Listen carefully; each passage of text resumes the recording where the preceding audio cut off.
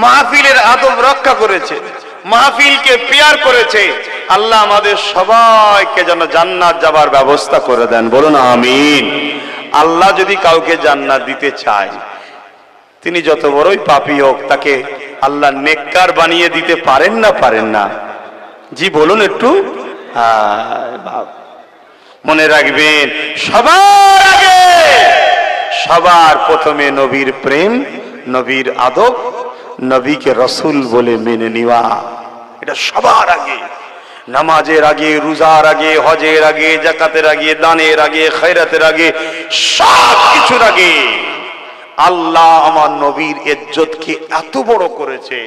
তোমরা যারা আল্লাহকে বিশ্বাস করো, আল্লাহর কাছে ফিরে যেতে হবে বিশ্বাস করো, তাদের জন্য আল্লাহর প্রথম হুকুম এটা, আমার হাবিবকে তোদের দিলে সবকিছু থেকে সবার